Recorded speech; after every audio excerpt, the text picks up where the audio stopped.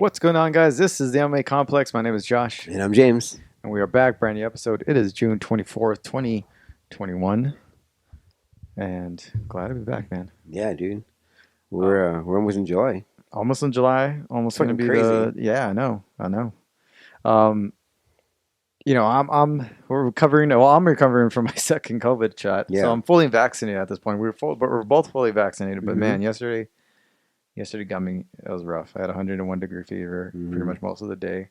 I was fucked up. So Yeah, that was me. yeah, I had a headache all throughout the night. My eyes were all bloodshot in the morning. Still kind of bloodshot, but it's all good. It's all good here. Yeah, 'cause I think I spoke to you when I got mine. I got it bad. Yeah, But I think your fever was worse because I was at 100.6. yeah. I maintained around 100 for most of the day, though. The highest it went to was 101. Okay. But that was and then it went back down shortly, like later on that day. And then by the end of the night, went back down to 98. And then, all that was left is pretty much just like a tension headache. And then it just was like, it was messing with me all night. Yeah. It was fucking me It up. sucks. Yeah. But I'll know everything's good with you. Yeah, I can't complain, man. Let's see. I'm planning some camping trips. I think early August, and then next month I'm going to Modesto for 4th of July. So I'm planning that shit. I think next weekend, right? It's 4th of July. I think so. Yeah, so I'll be gone. Yeah. I'm leaving a week from Saturday. Nice. Yeah. I know I started a new gig. I've been doing that. Oh yeah, how's that going, man? It's not bad. Not bad. Getting along pretty well. You know, Are you a customer with like working again, or are you just as the whole getting yeah. up and Is it? Yeah, it's a new place, new environment, new people. And still working out some of the kinks, but for the most part, everything everybody's pretty cool and pretty chill, and I'm liking this new little gig. So any it's not good-looking bad. girls? You know, a couple, but Nothing. I would say the clientele you get a lot more good-looking girls. Okay. I mean, because I'm based in the Hollywood area, and yeah, you go to the gas station and if I can just see chicks in Nice and tense. spandex and yeah, I mean, so Oh, anywhere around there. I mean, all day at all hours of the day, I'm driving in the morning, and I mean, people are walking their dogs, and they're just like, I mean, little fucking supermodels walking around all the time, all day. damn. So, definitely a lot of pretty people and good-looking people in LA for sure. Anywhere around that area. Damn. Yeah. So, but yeah, no, that's all good and dandy. Just to mention before we really start the show off, we are brought to you by Bravus Brewing Company, Bravus Beer. Yeah. 10% off your order with the promo code COMPLEX. And make sure you guys use that and go and check them out. They are a non-alcoholic beer brewing company. But it tastes great. Yeah. You can't tell. Like I bought some recently, and yeah, like people who tried it, I didn't even tell them there was no alcohol, and they couldn't tell the difference. Yeah. Non-alcoholic. They have IPAs. They have stouts. They have blondes. They ambers. Ambers. So they have a little bit of everything. Good selection. Great selection, great packaging, really cool looking. Can't even tell it's a non-alcoholic beer. And they get delivered to your doorstep, which Yeah. is the best. So you go online, you could customize your 12 packs, your 24 packs, mix and match, and then you have, believe it's free shipping, and then you do 10% off that with our promo code, and then you should be all set and good to go. Yeah. So make sure you check them out, Bravus Brewing Company. And we are also brought to you by Onnit, ONNIT. The information will be on our Instagram. Links will be shared on our Instagram and our Facebook and our Twitter. So make sure you go check that out. Yep. We don't have a promo code just for you guys just yet, but make sure you guys look out for our on our Twitter and our Instagram and Facebook and all the social media, because we're going to have all the links up, and make sure you guys check out Onnit. So Onnit has, you want to tell them you are a dedicated Onnit. Yeah, I'm a sucker for on it. A customer. We both are, but you definitely are. I'm a loyal customer. I Yeah. spend lots of money a month on their on it products. I mean, yeah, if you're into like not even fitness, if you're just into feeling good all day, every day, Yeah. then on it's a place to go. They have a variety selection of supplements from their Alpha Brain to their New Mood to their Shroom Check Immune, Shroom Check Sport. All that stuff it works great. It's third party tested, and the best thing about it is that if you buy it and you're not satisfied, you can get your money back, guaranteed, with no questions asked. And then right now I'm using their Total Human, which is all the best of the supplements, all into 2 packets, a day pack and a night pack. And yeah, it's convenient because like when you travel, I just take how many packets I'm going to need for how long I'm going to be gone. So super convenient. I feel great. And if you guys want to try, you guys can go on their website, onnit.com. You can try any of their supplements for free for a week. It's got to pay for shipping. But when we get our code word, you guys can use our code word, which and you get 10% off. But they even have like stuff like MTC oils. They have fat butters, protein powders, they have protein powders. They have protein bites, which is good, delicious. They have instant packets. If you're not a fan of taking pills, you can take their supplements in the powder pack, mix it with water, and yeah, it's a really great company. I think it's Joe Rogan and Marcus is their company. Marcus, So yeah, just take it. Yeah, just look out for a promo code, and you guys won't be disappointed when you use a product for sure. Yeah. So make sure you check that out on it, ONNIT. And then go on to our social media, anywhere on our social media, and you'll see the link and all the information to get the best discounts that we can provide for you. About 10% off, I believe, on a lot of those products. So make sure you check that out. Look for our links on our website, and not our website, our social medias, and check out on it. Yeah. All right, we got a lot of fights to get to that happened over the past couple days and weeks of last week. We got to talk about Anderson Silva. We got to talk about Korean Zombie. We got to talk about the PFL fiasco. We got to talk about Vittori and Adesanya, and then we got some fights over the weekend coming up. So first, let's get to Anderson Silva taking on Julio Cesar Chavez Jr. in Guadalajara, Mexico on pay-per-view in the co-main event. And on the main event, you had Julio Cesar Chavez Sr. against, I think the son of, what's his name? Who cares? I forgot. But the big fight, and the one that everybody was talking about, was obviously Anderson Silva against Julio Cesar Chavez Jr. So let's talk about that right now. All right, so Julio Cesar Chavez Sr. is obviously the longtime legendary boxer. What weight class was he in? I want to say 160. No? 160. I mean, if anybody grew up during the 90s, 80s and 90s for sure, Julio Cesar Chavez was like the man of that weight class, and especially if you were a Mexican or Mexican families. Yeah. It was always him and Delo, and I remember when those two guys fought, it was a big deal because he had all the Mexican guys, rooting for Julio Cesar Chavez Sr. And all the Mexican Americans for De La Hoya. It was like the new generation versus the old generation. Yeah, that's really what it was. And I mean, you look at his record: 107 and 6, 107 and 6 with 86 knockouts. Yeah, it's fucking crazy. And then you're talking about like why do people give Mayweather such praise for being 50-0, but you got Julio Cesar Chavez, who's got double the amount of fights. Yeah, with just a handful of losses on his record. That's crazy. And he had like 2 draws too. Yeah, so he has. He basically he's got 106. So he had 106, 6 losses and 100 victories. Like you know what I mean. And then you have, so I mean Mayweather maybe the I wouldn't even say the level of competition. I mean, so he had 116 bouts, professional fights altogether. Maybe Mayweather was fighting top level guys for majority of his 50-0. Probably, yeah, that's a good point. Yeah, who knows what Julio fought in the first Yeah, 100. and it's a different era. You have the Yeah. a little more of a the TV and promotional era with Mayweather. So Anderson fights his son, Julio Cesar Chavez Jr., who's a former middleweight champ. Hmm. Short reign, but a credible boxer.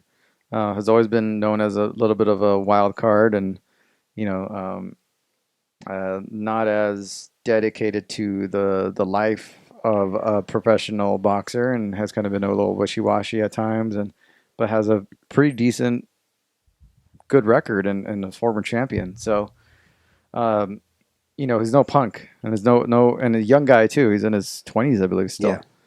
And you have Anderson, who's 44, maybe I think 46, something like that. What is he? I think 44, he's like 45. Yeah. something like that. 44, 45, longtime former middleweight champ of the UFC, one of the legendary MMA fighters of all time, kickboxing, Muay Thai fighter, Vale Tudo, fights in Japan and UFC. So just a long time professional fighter in mixed martial arts for, for a very long time. And, you know, what do you say? People were counting out Anderson because of his age. Boxing is not his, primarily boxing is not his thing, I guess. Hmm. And I think people wanted to discredit MMA guys pretty quickly. And you look at the Jake Paul fights, and you look at these fights where you get a grappler goes in and tries his hand at boxing. It adds to that talk of like, oh, MMA guys don't know how to box and this and this. Or That's a good. Yeah, that's a good point you but got there. but when you get a high level striker in mixed martial arts, put them in a boxing situation, and it also depends on the fighter themselves. Anderson is a guy who's been under the bright lights, has seen the toughest competition, who has had guys come at him in various ways, who knows how to play mind games and fuck with people, and is one of the best all around strikers in mixed martial arts. It's like you got a guy who's like Julio Cesar Chavez Jr. coming at him primarily with just his hands, boxing. I mean, that's what I liked most about this fight, is that Anderson looked comfortable. He looked, confident. He looked happy. He looked not just physically quick and agile and in shape, but the mindset he went in there was like how he would have gone in there in a mixed martial arts, octagon type of situation, and he fought him like he was. You might as well just take the gloves off and put the little gloves on and put them in a cage, and it would have been almost the same type of thing, because he went at him with that kind of that mindset. And I think that helped him in a lot of ways, where he didn't get psyched out by the different environment. He didn't get psyched out by the fact that by the it's a boxing fight. It's a fight, and he went in there like it was a fight, and he's been in a million fights, and his level of what's it called? His experience, his fight IQ, and his experience showed in this fight. And I think too, like fighting in a ring and probably kind of helped him out too. Yeah. So I think the ring didn't really bother him too much, but piggybanking on what you're saying about the whole boxing and right now fighting MMA guys, you got a guy like Jake Paul who's famously doing this right now, but he's picking guys who are nobodies, Yeah, they're over the hill. Yeah. Grapplers. Yeah, for the most part. Our MMA guy is going in there and fighting a legit tough guy. Yeah. Who's not over the hill, who's still young, who's still very relevant in boxing, and he held it. Not only did he hold his own, he beat the guy. Yeah. And that just says a lot about MMA guys who are willing to fight these boxers, no matter record or experience, or if they're over the hill or not. Yeah, and I wish it'd be the same way with these boxers calling on these MMA guys. Yeah, and I mean, almost never do you see it the other way around. Julio Cesar Chavez is not going to take on anybody in the octagon or any of that Oh stuff. He's no. not gonna, Yeah, they're not risk takers at all. no. And so, and this is definitely a big win for the MMA community. I think showcasing the fact that you know MMA guys have hands, and it all kind of depends on the matchups, like how MMA is. Like the reason Ben Askren was so successful, even though he lacked in the striking department, was that he was so good in the grappling department, and that's what got him, you know, the amount of achievements that he did. Mm-hmm. Anderson was a fantastic high level striker, knees, elbows, kicks, punches, you name it, angles, feints, But also had a very good ground game too. very good To grounding. complement that. A big guy, and he did not worry about the ground. So yeah, he was able to utilize his stand up, and you get a guy like that, and you put him in a boxing ring, and then you put him against somebody that's got some skills in the boxing ring. The playing field's a little bit more level. You're not going to be able to bully Anderson Oh no. all that much, and at that point, you're hoping age plays more of a factor in the skill. And he had the height, the length, and he was using his length. He was on the attacking. He was like pushing forward Yeah, throughout the whole fight. yeah. He didn't let Julio Chavez Jr. breathe, pretty much. No, he tired him out and pressed him and put him up against the cage, put his head in his chest, and was like just hitting his, getting body shots and going up. And it was crazy to watch him fight like boxing. Yeah, because I'm sure like he's so used to like throwing kicks and elbows. It must have been difficult for him to hold back and only. Well, they're saying when he broke his leg against Weidman that he had to spend a year and a half to 2 years primarily just being a stand-up fighter, and he spent a lot of time working on his boxing during that time. So it's nothing new, and plus also the ring, being in the ring. A lot of guys haven't had that foreign Japan experience. Mm-hmm. Yeah, Anderson has. Yeah, and over in Japan they like to fight in a ring a lot. So and that helped a lot. I'm sure. Yeah. And the stage was very much like a pride stage because it, it was out in the open, and the lights above, and in the ring, it was very reminiscent of like a pride event. And so, Anderson went in there in hostile territory, Yeah, yeah, and that's nothing new. That's nothing new to Anderson. He's gone over to Japan and fought Japanese fighters in a pride set, environment, pride fighting environment in Japan and in the ring and all that, and has come out successful. So. I thought it was a great showing for Anderson. He looked amazing. He looked good for his age. He looked, again, physically top form, and his skill level was just top notch. I think especially at his age. I mean, he put it on Julio Cesar Chavez, who's almost 20 years younger than him. So it's crazy. Crazy stuff. It's really crazy. Good for Anderson. Good for it's a big win for us, especially after suffering from fucking Ben Askren's fiasco. Seriously. But let's get to PFL. So I want to talk about PFL real quick. All right. So this past weekend, you had a PFL 5 with MacDonald against Tibau. The fight overall it went the distance, but it looked like it was going to be a clear-cut victory for Rory MacDonald, and it didn't turn out that way. So how did you? I watched it, and how did you score it? Because obviously everybody had it for Rory. Well, I watched the highlights. I didn't watch the full fight, but from what I saw, it was Rory. And I remember his last fight, he looked very tentative, and then this fight, he looked like the old Rory, like him versus Robert Lawler Rory. Yeah, he was really aggressive. Because remember he went on that one. He went on a couple months there where he was like, "Oh Jesus Christ," there, and he wanted to be like a softie, but. Well, he looks like the natural born killer. This is his second fight in PFL. He defeated Curtis Millender in the first round of PFL 2, and I think it was in his fight with Lima and his last few fights in Bellator where he did look very tentative. Mm-hmm. He was kind of losing, winning, and then he's gone on, and he's kind of still on that that roller coaster of wins and losses where he defeated. Which is crazy to think about because I remember a time when he was unstoppable. He was considered to be the next GSP. Remember that? Yeah, and then Gleason's been in the game for quite a while. I still can't believe he's still fighting. Yeah, I can't believe he's still fighting either. But if you look at him physically, he's definitely probably He's probably He's probably on on the sauce. on the sauce. Yeah, he's on the sauce. Yeah, he looks. Well, I remember a long time ago we were both saying that there's no way in hell he cannot be on the sauce with the way he looks. Yeah, I mean, even more so now. He looks Yeah. super thick. Yeah.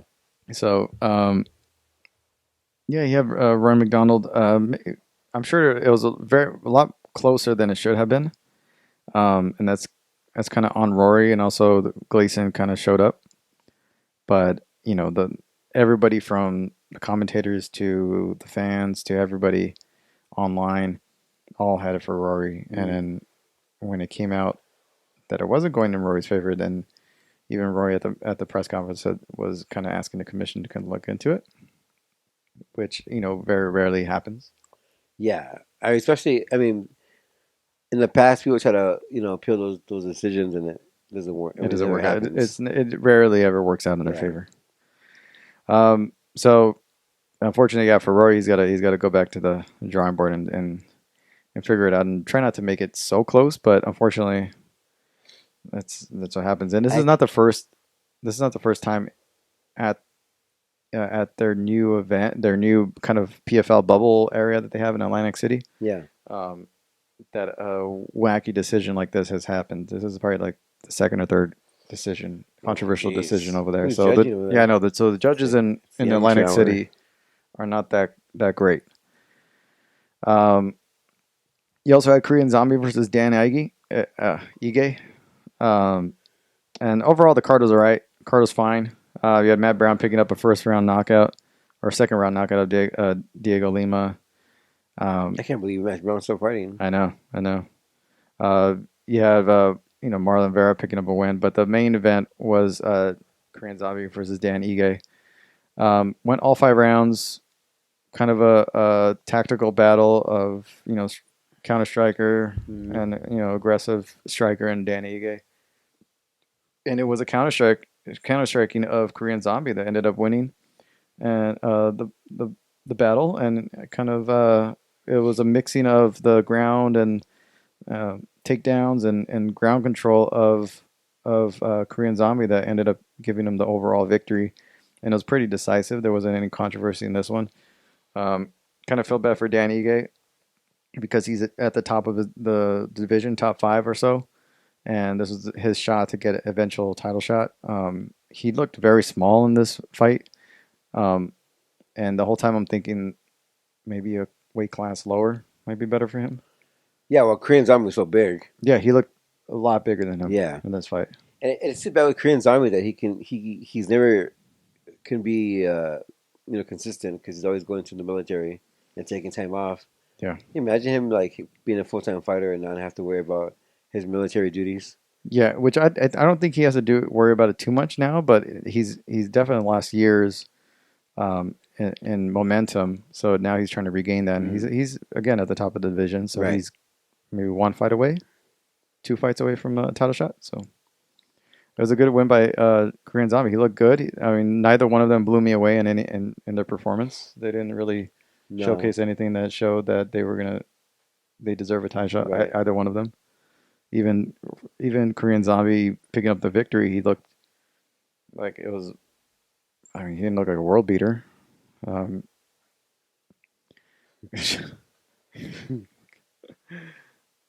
So we have a guest in house, another one. Denny, how are you doing? You should have told you should another one that doesn't want to be mic'd up and then That's what everybody. Tomas said. Yeah. But they went. No, we had another guest in here, Tomas, our friend Tomas.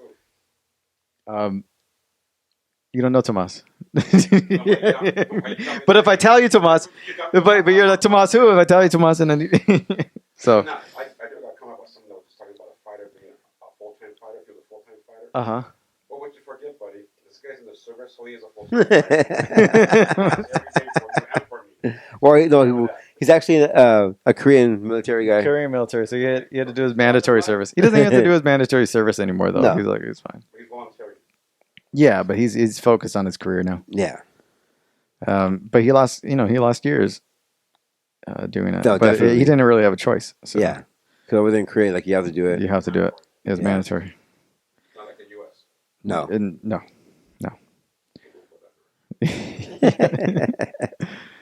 All right. Let's talk about the events going on this weekend. What's today, 24th? So we have a PFL tomorrow. We have Bellator tomorrow. We have UFC and Cage Warriors on Saturday, and then Ryzen on Sunday. So we'll cover that right now. All right. So PFL 6 is this weekend. Tomorrow, Friday, the 25th of June. You have Kayla Harrison against Cindy Dandois, who was a former guest on the show not that long ago. They are. They're for the title, right? Yeah, they are competing tomorrow, and this is a title fight, and it's again Atlantic City. You have Rosh Manfio against Anthony Pettis. This got pushed back from PFL. Dude, Pettis is doing so horrible. I know.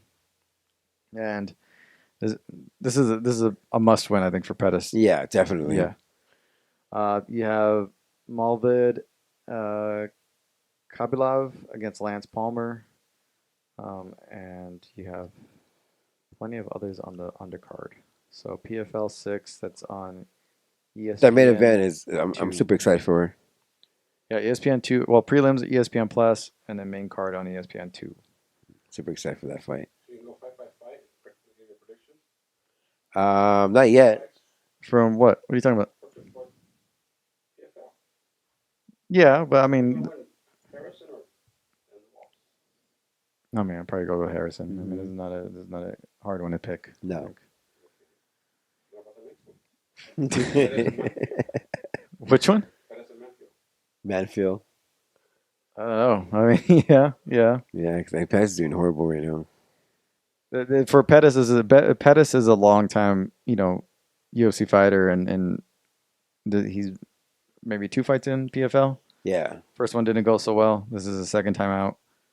This is kind of a must win for him. If he loses this one, it's just, I mean, people are going to start to write him off completely, and he's not going to be the sell, the draw that they, You can't depend on his name anymore. Yeah, no. So, and they're paying. I'm sure he's not cheap. No, definitely not cheap. Palmer. Palmer's great. Palmer is from. He's also a 1-1 in the PFL.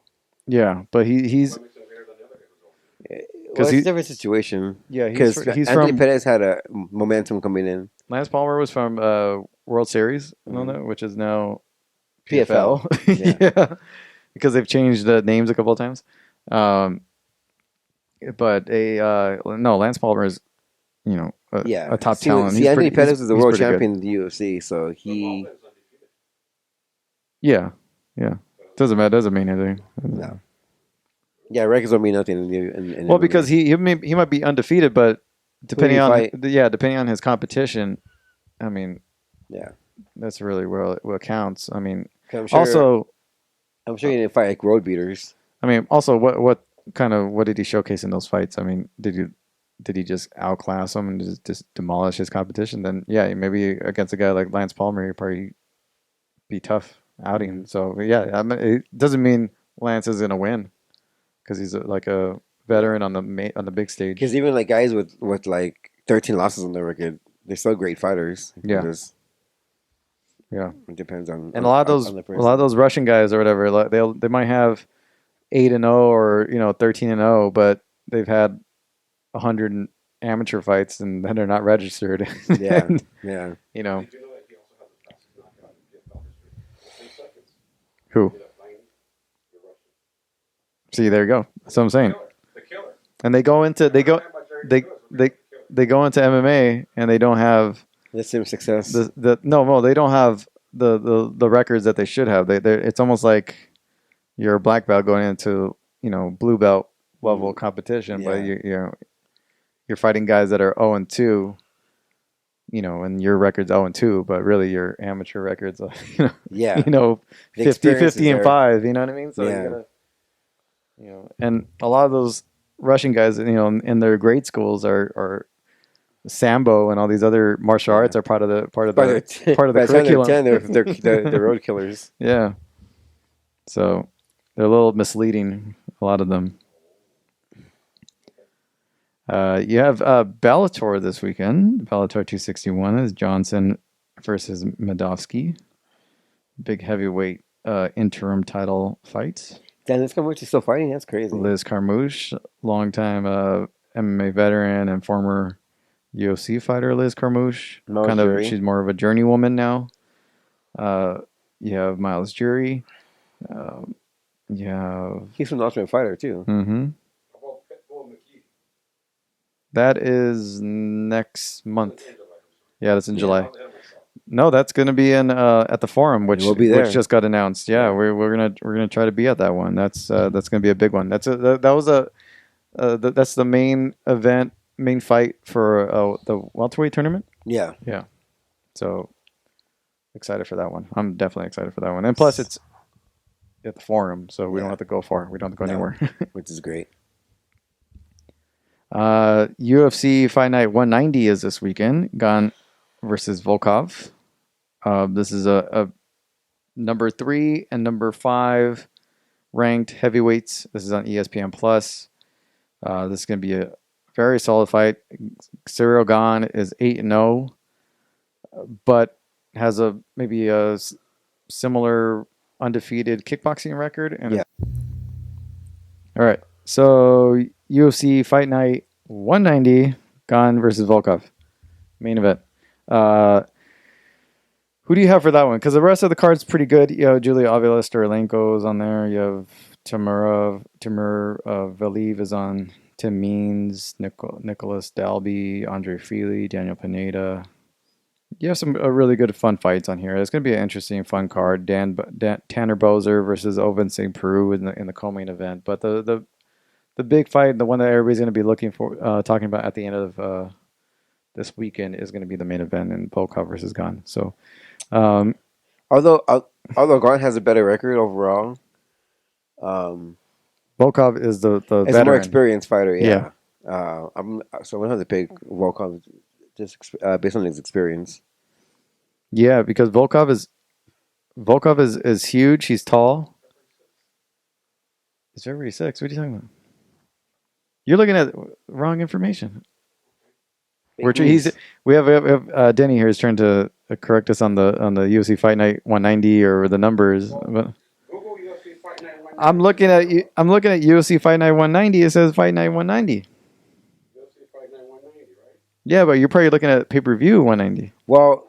UFC Fight Night 190 card. Well, remember he's looking at ESPN. Remember, back when the UFC was contract with the Fox, they had the same numbers.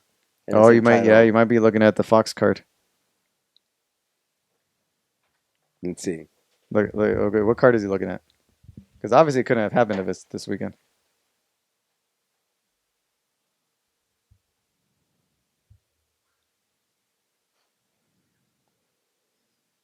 No, this was...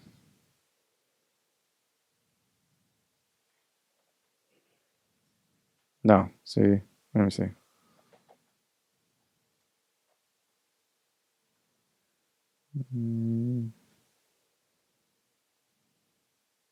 Zombie versus Ige. Basically, what we're looking to see what official number was Korean Zombie versus Dan Ige. Versus who? Dan Ige.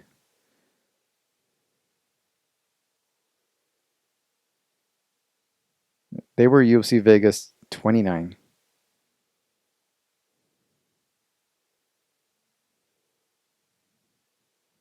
And then yeah, 29. 29. Oh, I'm sorry. Well, yeah. When you're looking at 19, that's a big difference. I'm sorry. like girl tell you she's 19, or 29, she's actually 19. Yeah. Yeah. Okay.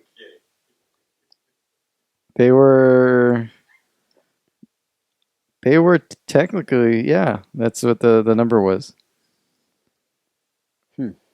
UFC Vegas 29. That was the. So then, what's the next one coming up? What you're talking about? 190. UFC Fight Night 190.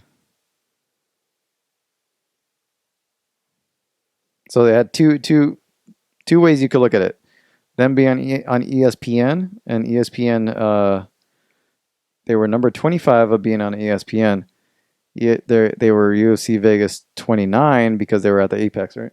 Yeah. So at the Apex Arena had their own series of numbers. So they were 29. And then UFC Fight Night. So the next one coming up is actually what? 190.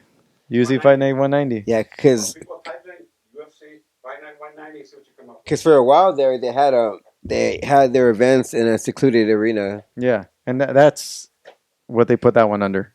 I don't know. No, why would it be a donkey? But yeah, Volkov is my pick. But I think I'm gonna go with Gane.